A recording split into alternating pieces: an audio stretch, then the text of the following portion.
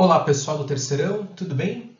Aqui é o professor Tiago e na aula de hoje a gente dá continuidade ao encaminhamento da proposta da Letros, os desafios do crescimento da população idosa no Brasil. Na aula passada a gente fez uma revisão sobre a estrutura do texto do Enem, a gente falou também sobre essa proposta, fizemos a introdução à proposta, lemos os textos motivadores e hoje a gente vai falar sobre uma estrutura sugerida para esse texto. Então vamos lá, gente. Eu vou trabalhar aqui mais uma vez com uma estrutura sugerida de 4 parágrafos. Lembrem do que é óbvio, né? Essa estrutura ela é só uma sugestão, tá? Os textos nota 1000 no Enem apresentam normalmente 4 ou 5 parágrafos. Mas pode acontecer de um texto nota 1000 ter aí 5, 6, às vezes até 7 parágrafos, principalmente quando o aluno domina uma técnica, que são lá os parágrafos de transição, enfim, a gente não vai se aprofundar nisso nesta aula, tá? Essa estrutura aqui, gente, é uma estrutura, portanto, sugerida. Se você encontrar um outro caminho para o seu texto, fique à vontade, beleza? Então vamos lá. O que se espera que apareça lá no primeiro parágrafo da redação do Enem?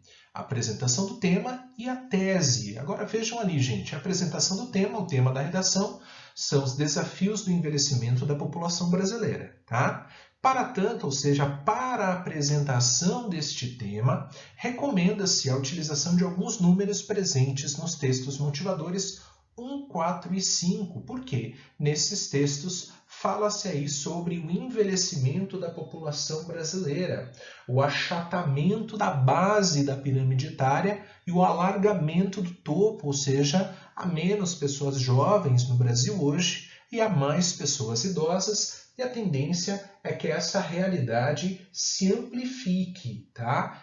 A tendência é que a base da pirâmide seja cada vez mais estreita e o topo mais largo, beleza? Então lembrem de fazer essa apresentação do tema. E aí, gente, na tese temos aqui uma peculiaridade, bastante atenção, ó, cuidado.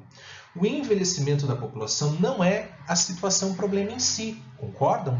O envelhecimento da população, muito pelo contrário, né? É uma conquista social, tá?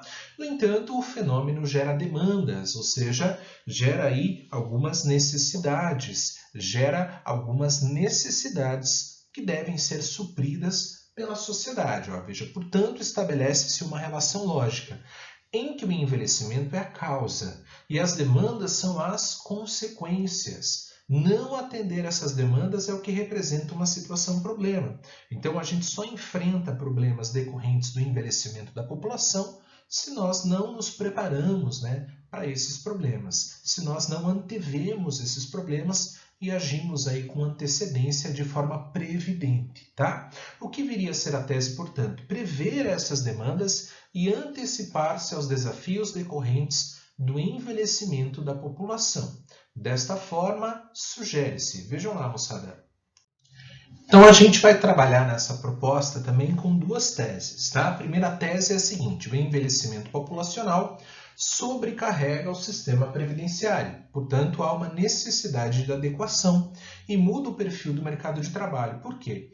Bom, normalmente a extensão aí da longevidade, né, o crescimento da expectativa de vida, ele é acompanhado de um outro processo que é o aumento da escolaridade. Né? Quando as pessoas ficam mais tempo na escola, elas entram mais tarde no mercado de trabalho. Tá? Então, elas entram mais tarde no mercado de trabalho e permanecem também mais tempo no mercado de trabalho. Beleza?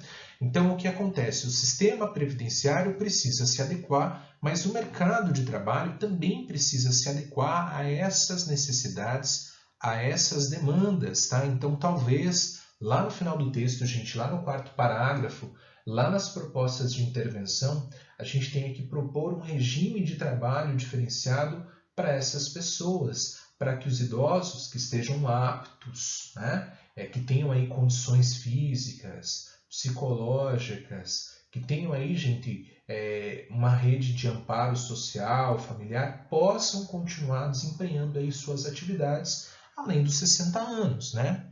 Beleza? Então veja, A primeira tese é que o envelhecimento gera demanda, né? Gera demanda para o sistema previdenciário e para o mercado de trabalho, tá? E a tese 2, o envelhecimento populacional exige políticas de inclusão social e proteção à pessoa idosa. Já existe um Estatuto do Idoso, né? O texto motivador 2, ele traz lá as principais determinações do Estatuto do Idoso, mas pode ser que a gente precise ampliar essa rede de proteção. E isso por quê, gente? Porque os idosos são um grupo socialmente vulnerável.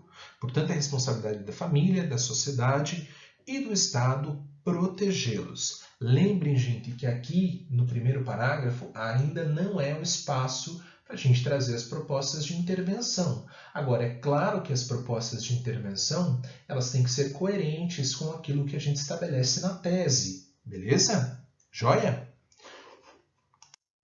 Depois que a gente apresentar o tema, né, e trouxer aí essas teses, a gente vai para o desenvolvimento do texto, ou seja, para o segundo e terceiro parágrafos, beleza? Bom, o que se recomenda aí no segundo parágrafo? O desdobramento da primeira tese, tá? A adequação do sistema previdenciário e do mercado de trabalho. Lembre-se de que o desenvolvimento do texto é o espaço da argumentação. Portanto, é importante justificar a tese ao leitor, convencendo de sua importância, veracidade e coerência. Pessoal, aqui ainda também não é o espaço para proposta de intervenção. O que você tem que fazer aqui é convencer o leitor de que o envelhecimento da população gera demandas ao sistema previdenciário e ao mercado de trabalho, tá? Que precisa se adequar a esta nova realidade. As medidas necessárias para que ocorra essa adequação, a gente vai sugerir lá no quarto parágrafo, tá? Beleza? Lá na proposta de intervenção. Dica: use, se achar conveniente, dados dos textos 4 e 5 para reforçar a ideia de que o sistema previdenciário e o mercado de trabalho precisarão se adequar à nova realidade da pirâmide etária do Brasil, tá, gente? Lembrem que se vocês usarem esses dados, usem sempre citando a fonte e de forma muito comedida, tá? Não coloquem todos os dados. Usem 1 ou 2 dados que sejam importantes, que ilustrem aí essa tese, beleza? No terceiro parágrafo, a gente vai dar desdobramento à segunda tese, a necessidade de políticas de inclusão social e proteção ao idoso. Lembre-se aqui, gente, a repeteco, né, da teoria ali do slide passado. Lembre-se de que o desenvolvimento do texto é o espaço da argumentação. Portanto, é importante justificar a tese ao leitor, convencendo da sua veracidade, importância e coerência. Aqui, gente, ó, a novidade. Cite temas como saúde pública, reorganização da estrutura familiar, solidão nos centros urbanos, etc. Por que a pessoa idosa ela é socialmente vulnerável? Ela é socialmente vulnerável por quê? Porque ela está mais exposta ao abandono, né? Ela precisa mais aí do sistema público de saúde, muitas vezes, não é isso? Ela vive, muitas vezes, um quadro de desemprego, empobrecimento. A pessoa idosa é socialmente vulnerável, portanto, ela precisa aí de uma política de proteção específica, tá? Beleza? Ampliar, portanto, a rede de saúde pública, tá? Criar aí, gente, espaços de convivência, tudo isso vai ser importante para a gente colocar lá nas nossas propostas de intervenção, tá bom? E aí, gente, no quarto parágrafo, finalmente, apresentaremos as propostas de intervenção. O Enem pede pelo menos uma proposta, mas nada impede que nós apresentemos mais de uma proposta, desde que isso seja coerente com o desenvolvimento do texto, beleza? Então vamos lá, as propostas de intervenção, apontamento de medidas para, primeiro, evitar a falência do sistema previdenciário, e aí precisamos dizer quais são essas medidas, adequação do sistema e quem é responsável por implementá-las. Gente, isso é feito via Congresso. É claro que o Congresso não trabalha sozinho. O Congresso ele precisa aqui trabalhar em diálogo com a sociedade, levando em consideração duas coisas: a viabilidade do sistema, o equilíbrio das contas públicas, não é isso? Principalmente o equilíbrio do sistema previdenciário, mas também há que se levar em consideração as necessidades da população idosa da população como um todo, não é isso? Segunda medida, adequação da legislação trabalhista, isso também é feito via Congresso, prevendo regime especial de trabalho para os idosos que estiverem aptos ao exercício de atividades laborais. Ou seja, é possível pensar numa composição de renda que leve em consideração um benefício parcial, né, mais a renda decorrente do trabalho, mais as políticas aí, de renda mínima, né, as medidas de proteção social. Tá? Agora, é claro, gente, isso tem que ser feito com muito cuidado, com muita cautela, afinal de contas, os idosos são um grupo socialmente vulnerável. Portanto, se a gente prever aí a possibilidade dos idosos permanecerem no mercado de trabalho além dos 60 anos, além dos 65 anos, a gente tem que pensar em atividades que sejam adequadas, com uma carga horária reduzida, né, com um regime diferenciado, enfim. E isso aos que estiverem aptos, né? É importante levar em consideração também as necessidades da pessoa, tá? Depois, terceira proposta aí, expansão do Estatuto do Idoso, isso também é feito via Congresso, e criando uma rede de proteção legal à pessoa idosa. Gente, o Conselho Tutelar é um órgão que cuida também dessas pessoas em situação de vulnerabilidade, né? As crianças principalmente, tá? Os idosos também precisariam talvez de um conselho tutelar, precisariam dessa fiscalização e de um órgão que atendesse especificamente sobre o seu bem-estar, tá? Depois, uma outra proposta possível, criar cultura de valorização da pessoa idosa, levando em consideração, gente, um texto motivador que diz que a terceira idade pode ser a melhor idade em termos de satisfação pessoal, bem-estar e saúde mental. Tá? Isso é feito via campanhas publicitárias, midiáticas, programas de incentivo para que a pessoa idosa tenha mais visibilidade social. Tá? É uma questão aí de representatividade também. O idoso precisa se ver, né? Ele precisa se sentir reconhecido aí na produção audiovisual, precisa ter espaço no debate público, né?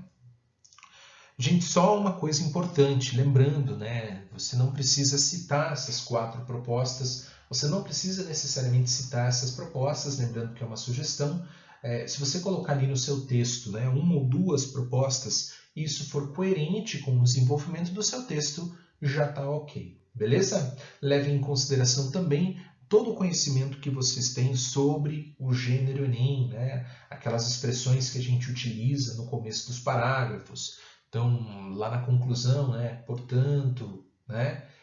Para reverter esse quadro, ou ainda nos parágrafos do desenvolvimento, ó, primeiramente, depois, além disso, quando for iniciar o terceiro parágrafo, lembrem de usar esses conectivos aí no início dos parágrafos, fujam dos clichês, beleza? Façam uma pesquisa para que vocês possam falar com propriedade aí sobre esse tema. Qualquer dúvida, estamos à disposição. Mandem lá a mensagem para a gente na plataforma. Uma boa produção de texto para vocês. Abraço, tchau, tchau.